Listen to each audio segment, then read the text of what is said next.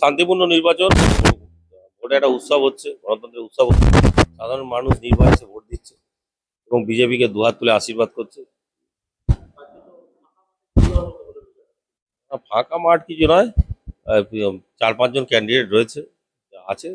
সাধারণ মানুষ যাকে ভোট দেবে সেই জিতবে, অসুবিধা নেই। আমাদের একমাত্র 285টা বুথে ভারতীয় জনতা পার্টির এজেন্টরাই আছে।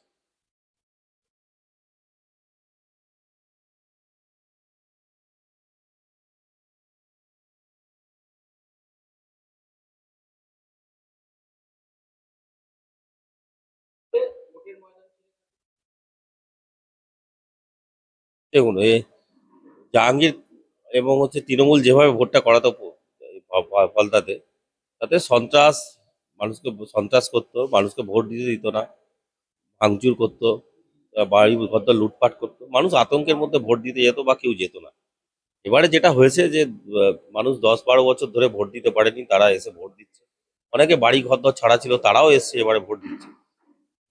একটা ভালো পরিবেশ পরিস্থিতি। আর ও যেটা ঘর ছেড়ে পালিয়ে গেছে, কারণ ওরা জানে যে পশ্চিমবঙ্গে সরকার পরিবর্তন ঘটেছে। 9 তারিখে ভারতীয় জনতা পার্টির সরকার হয়েছে এবং মুখ্যমন্ত্রী আছে সম্মানীয় শুভেন্দু অধিকারী মহাশয়। এবং ভারতীয় জনতা পার্টি বারে বারে বলে এসছে যে ফ্রেশ এবং স্বচ্ছ এবং কোনো হিংসা মুক্ত ভোট হবে। এবং সেই সেই স্বচ্ছ এবং হিংসা মুক্ত ভোট হচ্ছে। এবং সেই স্বচ্ছভাবে ভোট হলে যারা 5-7 হাজারের বেশি ভোট পাবে না, সেটা খুব ভালো করে জানে। এবং সেই ভোটটাই